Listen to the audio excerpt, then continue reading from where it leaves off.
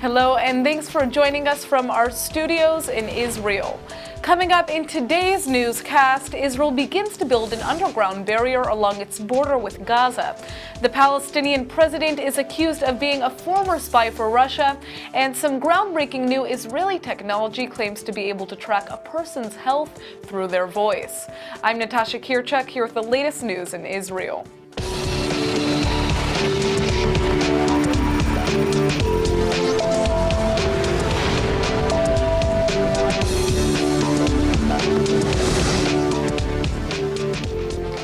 The Israeli army has just broken ground to build a new barrier designed to prevent cross-border attacks from Palestinians in Gaza.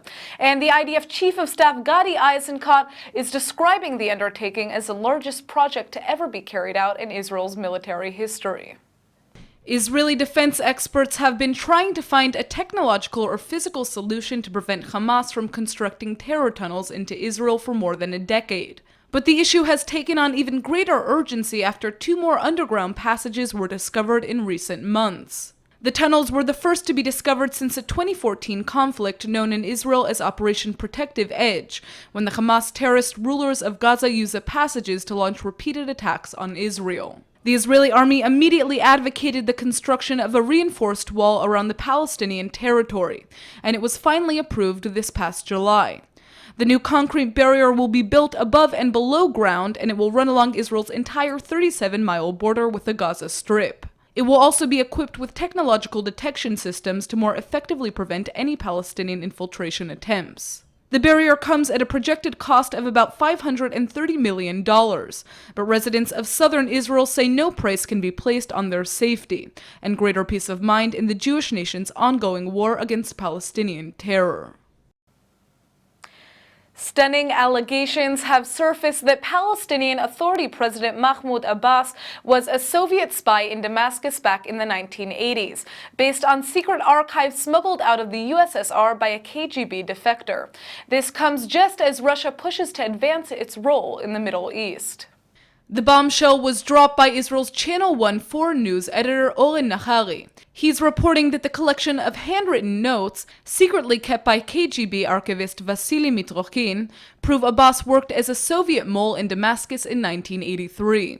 While most of the Mitrokhin archive has remained classified since he defected to the United Kingdom in 1992, some of the documents were released 2 years ago. He assembled the records over his 30-year career at the Soviet spy agency, and they've long been valued as the most complete information the USSR's intelligence operations has ever seen. The information backs up previous testimony that Abbas's predecessor, PLO leader Yasser Arafat, closely collaborated with the KGB, and that the Palestinian terror group was secretly trained by Soviet intelligence agents. It was already known that Abbas studied in Russia during the late 1970s and early 1980s. That's where he completed his controversial doctoral thesis, which many critics believe refutes the scope of the Holocaust.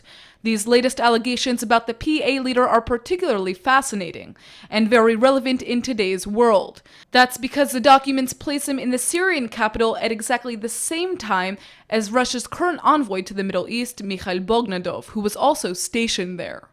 It's Bogdanov who has been trying to arrange talks between Abbas and Prime Minister Benjamin Netanyahu in Moscow this week. That attempt is going nowhere right now amid conflicting reports that Abbas may have dropped his list of demands Israel must fulfill before any such summit. Netanyahu has agreed in principle to meet Abbas anywhere, anytime, as long as there are no preconditions. In the meantime, Palestinian officials are dismissing the Abbas KGB allegations as a smear campaign meant to shift focus off of the Russian peace initiative. Now turning to South America, Israel and Paraguay have long had a strong diplomatic relationship, and now Israeli defense experts are helping Paraguay to fight the increasing presence of Hezbollah terrorists. Bilateral relations between Israel and Paraguay are considered excellent. In fact, the landlocked country is considered the best ally the Jewish state has in South America after Colombia. Paraguay's President Horacio Cartes visited Israel just 2 months ago, and the Jewish state just inaugurated its newest embassy in Paraguay's capital, Asunción, yesterday.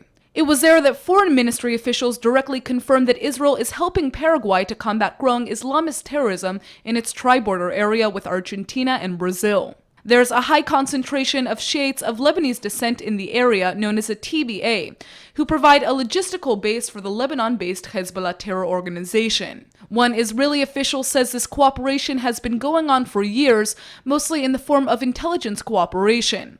According to the U.S. State Department's latest report on terrorism by country, Hezbollah members, facilitators, and supporters within the TBA engage in illegal activity, including efforts to expand its terrorist infrastructure throughout the continent. The Israeli government has long accused major social media networks like Facebook and Twitter of failing to remove insightful content. But unlike Facebook, it appears as though Twitter is doing little to combat anti-Semitism on its platform. Since October of last year, a wave of Palestinian terrorism against Israel has left over 30 innocent civilians dead.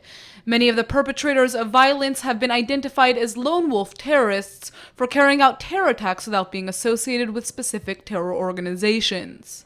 And it turns out that many of these assailants have not only been influenced by insightful content on social media, they've even been using platforms like Twitter and Facebook to plan out attacks and inform the public of their plans. Israel has made it its mission to invest more money in technology that gathers intelligence on social media about these potential lone wolf attacks. But the platform Twitter has failed to cooperate. So what happens if you post an anti-Semitic or racist post on Twitter? ILTV's Amanda Cooperman decided to check it out. After seeing a shocking image replicating World War II anti-Semitic propaganda on the platform, she entered into an online debate with an anti-Israel activist. To her horror, she received the following tweet, insinuating the ashes of Jews from Nazi death camps. When Cooperman reported the tweet as offensive and even threatening to Twitter, she was shocked to receive the following response. This chilling tweet is just one of many floating around the web that go uncondemned by Twitter every day. So troubling is this phenomenon that many Jewish world bodies are dedicating more and more of their time to cyber combat. In July, Israel passed the initial reading of a bill that would crack down on social media incitement by imposing heavy fines on Twitter and Facebook. If passed, the new legislation will fine social media networks up to $78,000 per post for failing to remove inflammatory posts within 48 hours. The bill has received widespread support across the political spectrum, but Twitter's response has been minimal. While the social media platform has said that hateful conduct has no place on Twitter, little has been done, largely because of the company's support for freedom of expression. France recently attempted to ban burkinis on French beaches, and several Muslim women have already been stopped by police officers threatening to give them a fine. Here in Israel, burkinis are commonly worn on the beach, but could Israel ever face similar legislation? ILTV's Steve Leibowitz sat down with Jerusalem Post editor Liat Koling, who says such a ban could never happen in the Holy Land. Liat Collins, I want to look away from Israel for a moment, country you visited, France. And France has taken a decision on a municipal level, and maybe they will eventually on a federal level, to ban burqas. That is the Muslim traditional dress that is a modest dress so that the women can go to the beach. They're banning them in France. Could that happen in Israel? The burqa has already been banned in France in the public areas. It's the burkini, I think, that taking the beach. This combined dress, this very modest attire. So no burqa in the street. No, no burkini very soon on the beach. What is a burkini? A burkini is a modest attire for the water.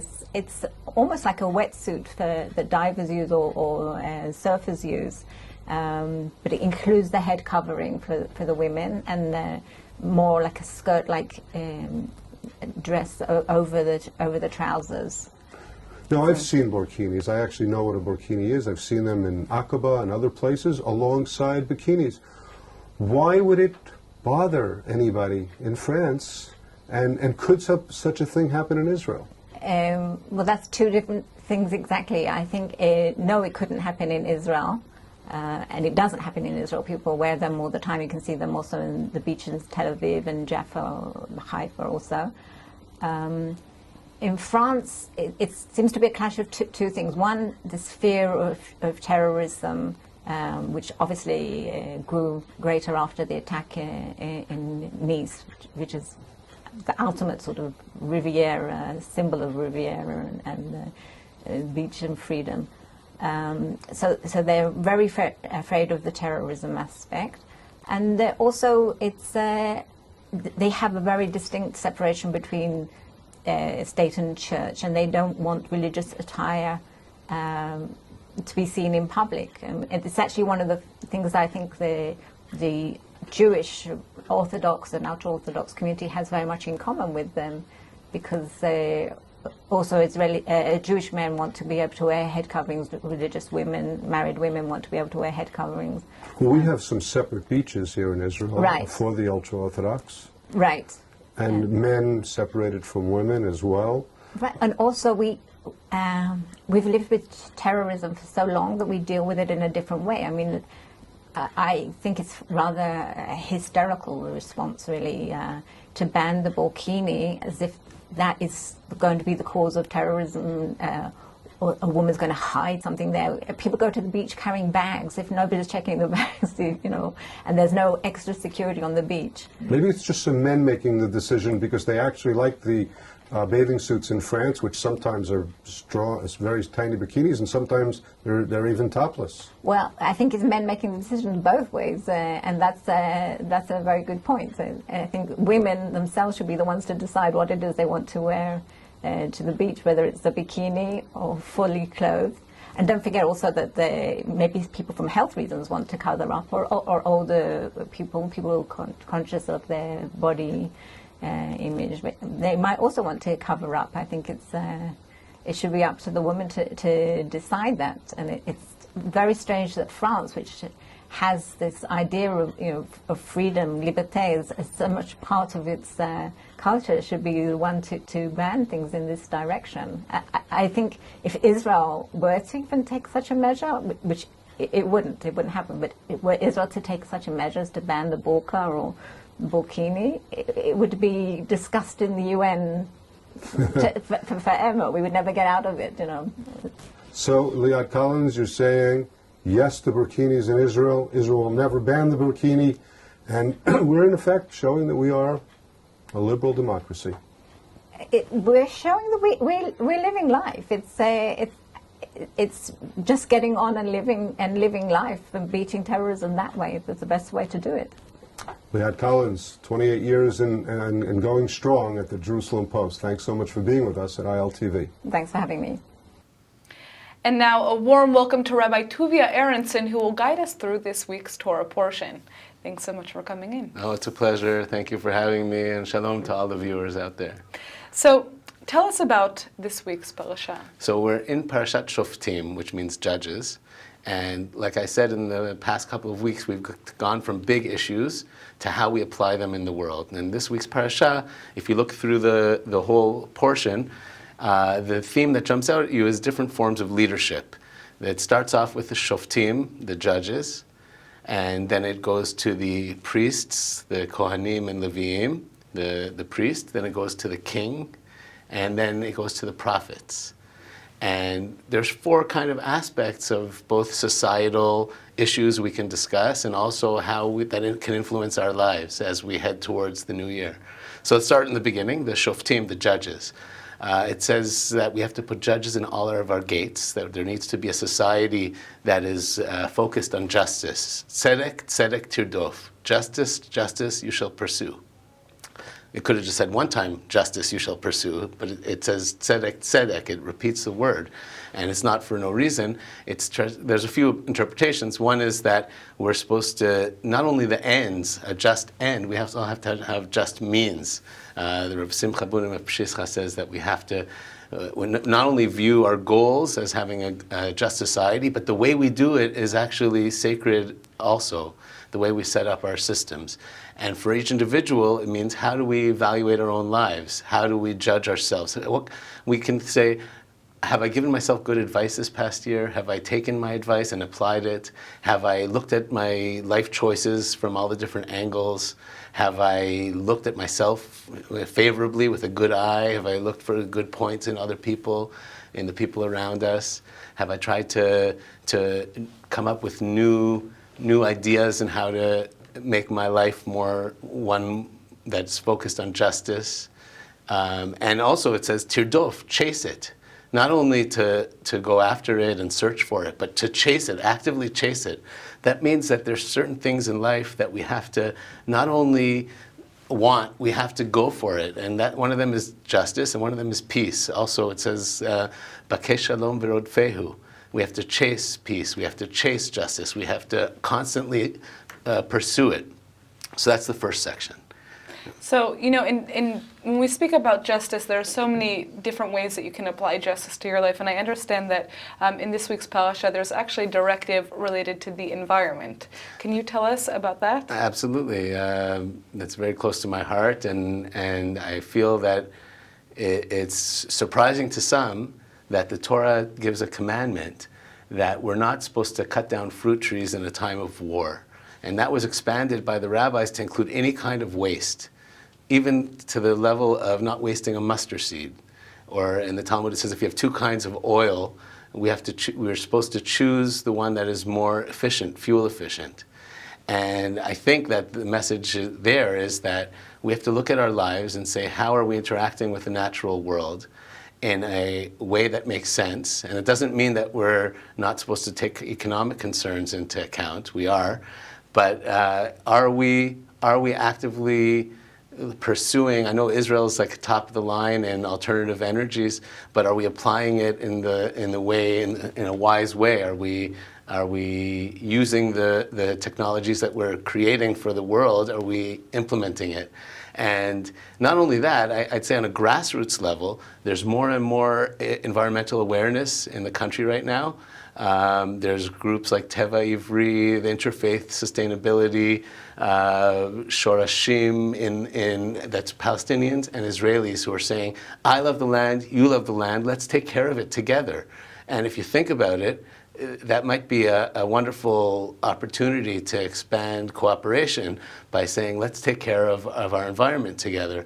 And when we speak about justice, I mean, it's interesting because that's not a justice that's human to human necessarily. It's to the earth, serving justice to the earth that's sustaining us, right? Absolutely, absolutely. The earth is it's not only that we own the earth, we belong, we're part of it.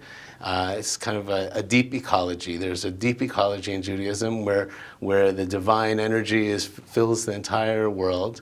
And those who are sensitive to that spiritually and morally will take that into account and try to make their lives more caring for the environment. I don't only mean recycling. I mean going out into the outdoors and appreciating it. Spending time in the natural systems. I know that I have close connections in Kibbutz Ein Shemer. There's a ecological chamama, a greenhouse, where there's student groups coming all the time to learn about ecological systems, both Jewish Israeli and Arab Israeli. And there's a lot of exciting things happening in the country right now in that regard. Absolutely. So that's may I continue with the? Yeah, of course, of course. Yes, okay. So that's with the judges. And then we have the priests. The priests at the time not only were ritual leaders, they were the educators. So we have to ask ourselves, teachers, this is for all the teachers out there, are we valuing the teachers properly? Are we giving them enough parnassa, enough physical means or material means so that we can have the greatest minds being the teachers? I saw that in America right now, a lot of educators are driving Uber so that they can support their families.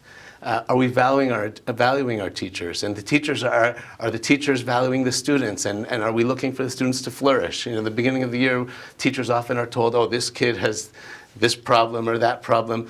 Can we look at the good points? Where are they going to flourish and enhance the child learning from their strengths? So that's the priests, how we could implement that in our lives. Then we have the kings. The kings, in this parsha, it says the king has to not be overwhelmed with wealth and also carry a Torah with the king. And I don't only mean king monarchy, because the Netziv, Rav Naftali Tzvi Yehuda Berlin, about the 1800s, he says that the truth is democracy is a Torah value, that the king gets the power from the people, and the people have to give the authority to the government. Are we holding the government accountable? Are we holding our leaders to a high moral standard? And then we have the prophets. We have prophecy in the time of the Bible. And after the Bible, we lost prophecy, but they say that prophetic inspiration is found in children and in fools, in people whose imagination is not blocked off from their intellect. It's not compartmentalized or fragmented. And are we nurturing imagination in our society? Are we nurturing inspiration? Are we giving ourselves time to be inspired? Whether it's going out in nature, whether it's meditation, and there's more and more happening, but that's a very important value of leadership in this week's portion, that we're supposed to listen to that prophetic voice. The prophets in the time of the Bible, there's one approach that says it was like a lightning bolt of inspiration, and another approach that says, these are both in Maimonides, another approach that says that it was like removing veils of ethical or intellectual barriers between us and spiritual life. So one is sort of an outward moment of inspiration, and one is an internal work. Are we working to become more inspired people? Are we working to become more sensitive to our own voice of our own souls? So how can, there's so many messages, I think, and lessons that we can take from this, but what would you say is the main lesson that we can learn from this week's parasha? The main lesson, I think, is that when we think of the Torah's advice or injunctions, commandments to society, how to build a healthy, vibrant, morally upright society, we also have to look at our own lives and say, as I'm going into the new year, my own life, have I allocated am I being a king? Am I being a king who nurtures my family and myself? Am I allocating resources properly? Am I educating my children, or am I just letting the schools take over that role? Is my prayer life rich enough? Am I giving enough time for personal prayer, developing my own connection? Am I giving time for new ideas to form? You know, when we get to the end of a path, new paths begin. But when we look at our sort of compass, our moral spiritual compass of our lives, then we can, before the end of that path, then we can move in seamlessly to the new year with a lot of inspiration, a lot of positive energy.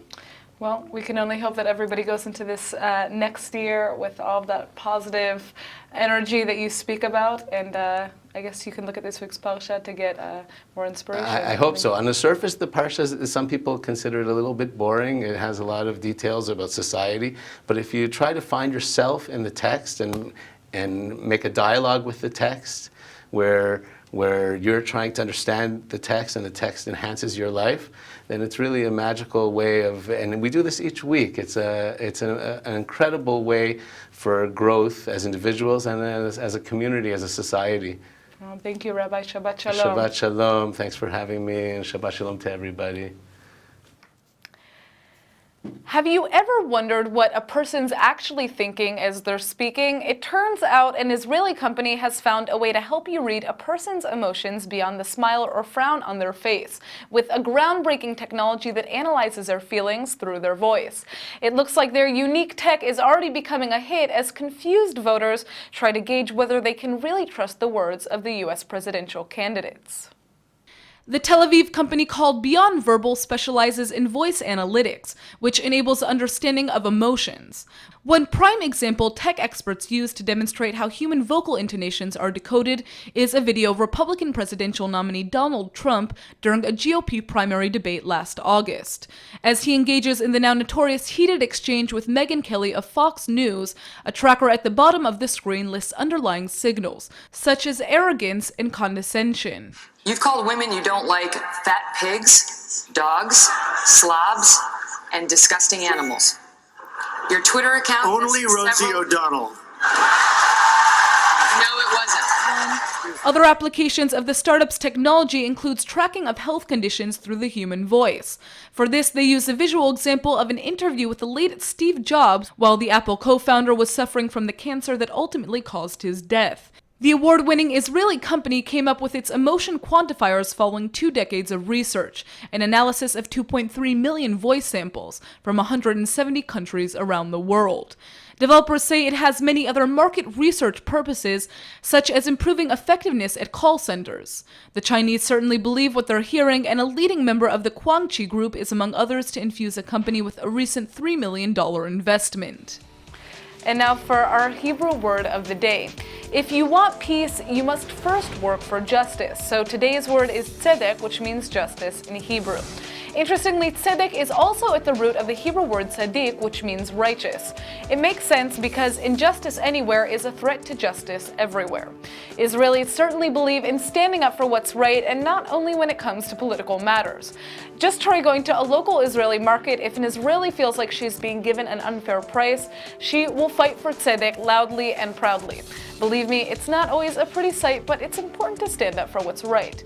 Tzedek is also the root of the Hebrew word tzedakah, which means charity, and in Israel, charity is righteous and just. So in an effort to make the world a more fair place, serve some tzedek yourself by helping out someone who's in need. Let's go ahead and take a look at the weather forecast. The weekend is finally here. Friday is expected to be a sweltering 88 degrees with sunny skies. The sun should stay out through Saturday, so as always, we recommend heading to the beach for a good time. All right, everybody, that's it for today's news. Today's exchange rate is 3.75 shekels to the American dollar.